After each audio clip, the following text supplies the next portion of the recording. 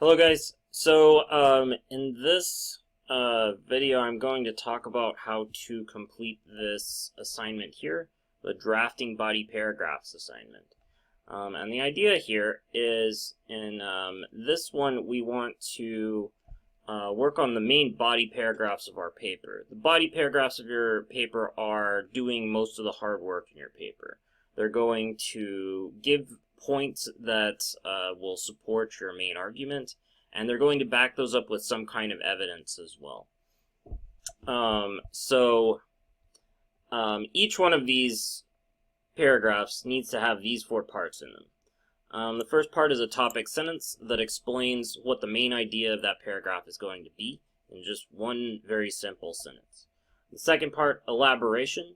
This will give more meaning to what you're saying. This will explain this point a little bit better and help your audience understand it better and slowly bring you to your evidence, which is the main thing that you need to have in each one of these. So the evidence here is going to be something that you get from another source that you use to support your paper. It's going to be facts. It's going to be someone else who's an expert arguing something similar. It's going to be maybe like a statistic or something that helps you out. Something to support what you're saying. And then finally, you'll have some explanation and wrap-up for your body paragraph here. And this is kind of like the conclusion to your paragraph.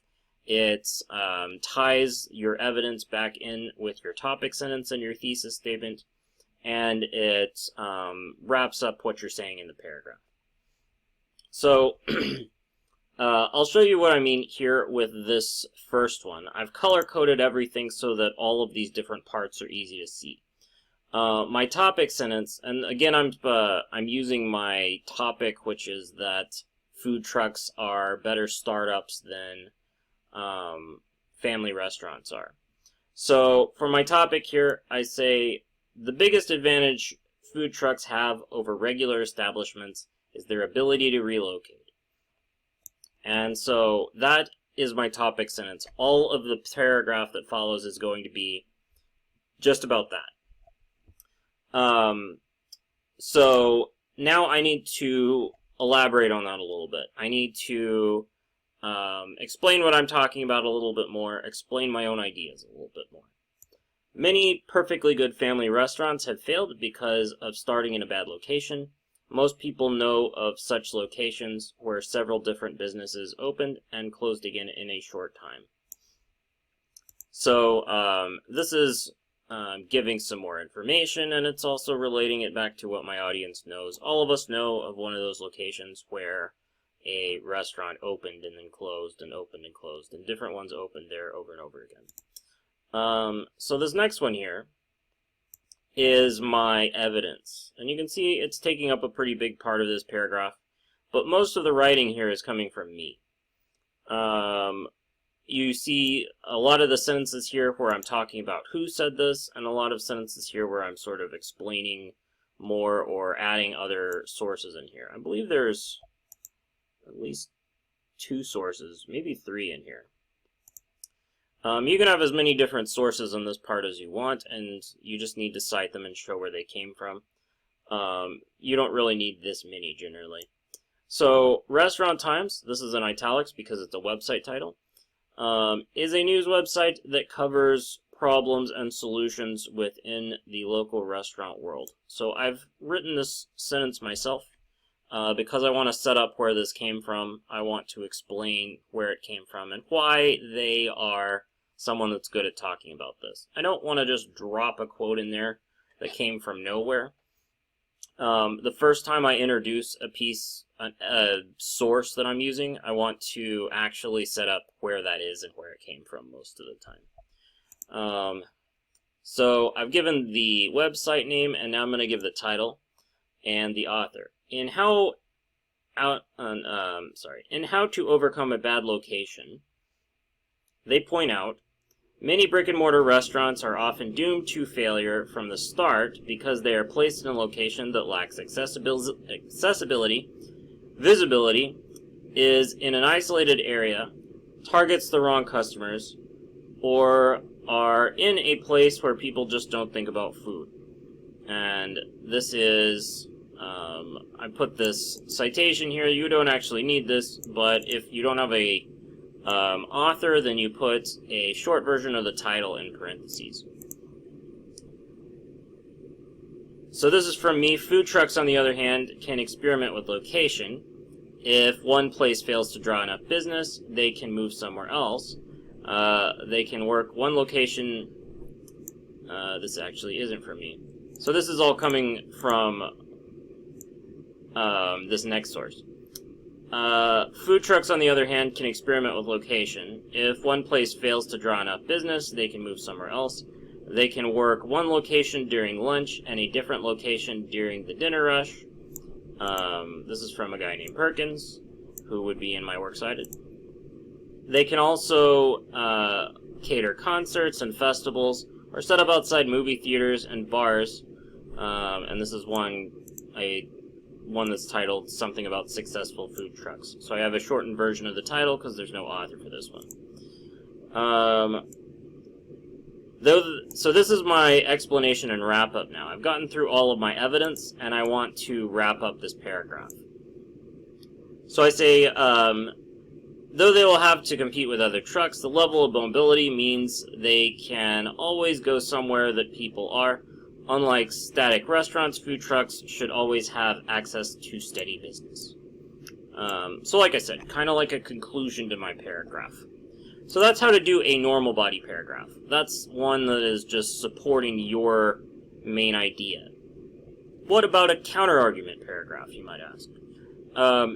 Counter-argument paragraphs are very different because in these kinds of paragraphs, you need to show what your opponents would say, and then you also need to show why they're wrong.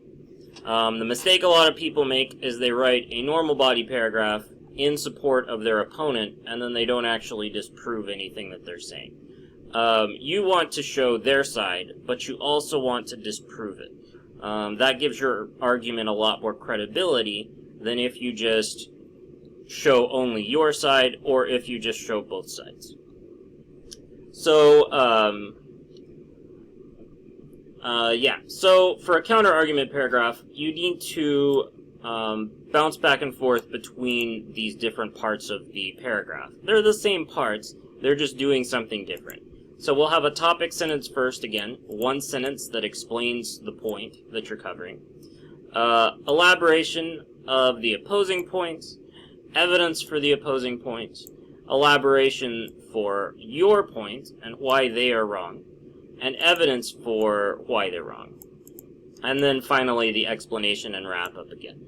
So I'm going to go through this really quickly since we've already gone through what each of those does. My topic sentence: opponents of food trucks argue that static restaurants have more room and therefore better storage.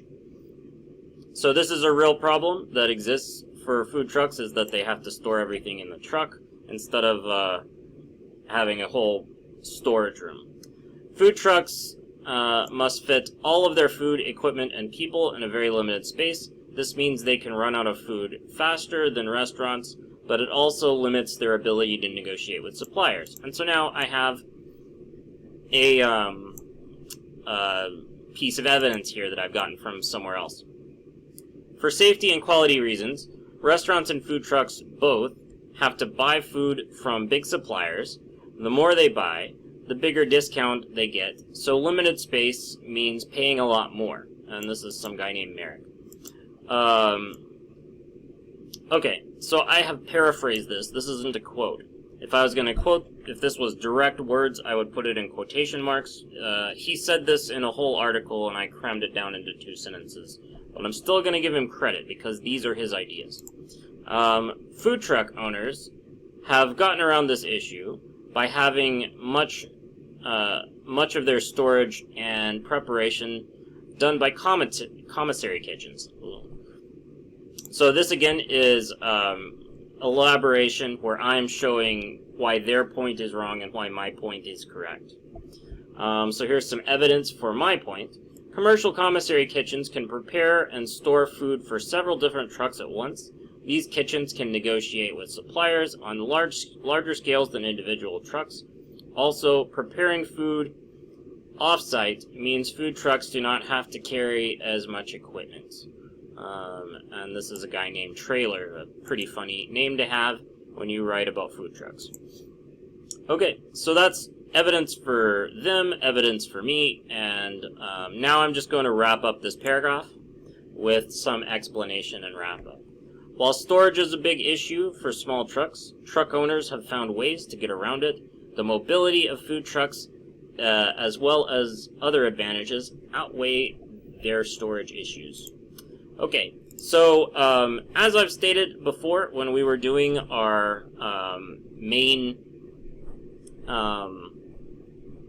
when we were looking over the actual paper, you need at least 2 of this kind of paragraph, regular body paragraph, and you need at least 1 of these in your paper.